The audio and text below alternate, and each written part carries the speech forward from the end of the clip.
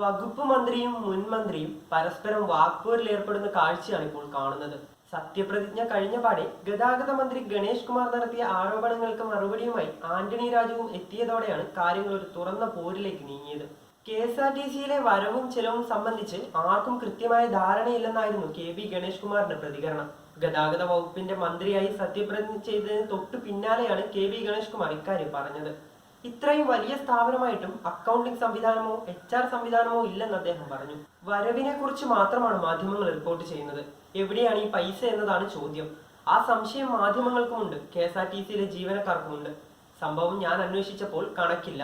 കണക്കുണ്ടാകുമ്പോൾ തന്നെ വലിയ മാറ്റമുണ്ടാകും. ജീവനക്കാർ അധ്വാനിച്ചു കൊണ്ടുവരുന്ന പണം ഒരു സ്ഥലത്തും ചോർന്നു പോകാൻ അനുവദിക്കില്ല. എല്ലാ ഓട്ടകളും അടയ്ക്കുമെന്നും KV ഗണേഷ് കുമാർ പറഞ്ഞു.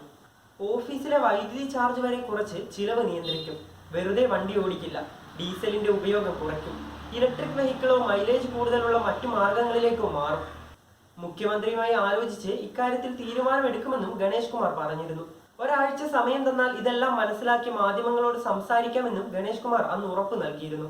ഗണേഷ് കുമാറിന്റെ പ്രസ്താവനയ്ക്കെതിരെ വൈകാതെ മുൻമന്ത്രി ആന്റണി രാജുവും രംഗത്തെത്തി. സത്യപ്രതിജ്ഞയ്ക്ക് മുമ്പ് അദ്ദേഹം വകുപ്പിലെ ചോർച്ച കണ്ടത് എങ്ങനെയെന്നാണ് ആന്റണി രാജു ചോദിച്ചത്. നേരത്തെ ആഭ്യന്തര വകുപ്പിനെതിരെയും മരാമത്ത്, ആരോഗ്യ, വിദ്യാഭ്യാസ വകുപ്പുകൾക്കെതിരെയും അടിസ്ഥാനരഹിതമായി ആരോപണം ഉന്നയിച്ചയാളാണ് ഗണേഷ്.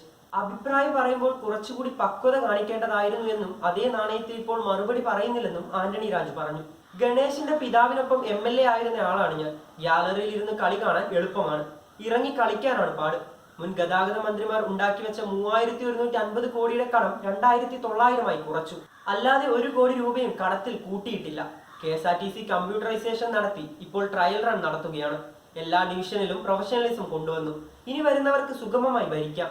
അഴിമതിക്ക് ചീഫ് എഞ്ചിനീയറെ സസ്പെൻഡ് ചെയ്ത ആളാണ് ഞാൻ. എനിക്കെതിരെ അഴിമതി ആരോപണമില്ല. അഴിമതി കേസിൽ ജയിലിൽ കിടന്നിട്ടുമില്ല, ആന്റണി രാജു പറഞ്ഞു. വകുപ്പിലെല്ലാം പ്രശ്നമാണെന്നും താൻ വന്ന് നന്നാക്കിയെന്നും വരുത്താനാണ് ശ്രമം.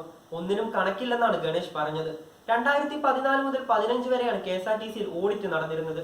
ഞാൻ വന്നതിന് ശേഷമാണ് 2022 വരെയുള്ള ഓഡിറ്റ് പുറത്തിറക്കിയത്. പുതിയ മന്ത്രി വന്ന് KSRTC ജീവനക്കാർക്ക് എല്ലാ മാസവും 1-ാം തീയതി ശമ്പളം നൽകിയാൽ നല്ല കാര്യമാകും, ആന്റണി രാജു പറഞ്ഞു.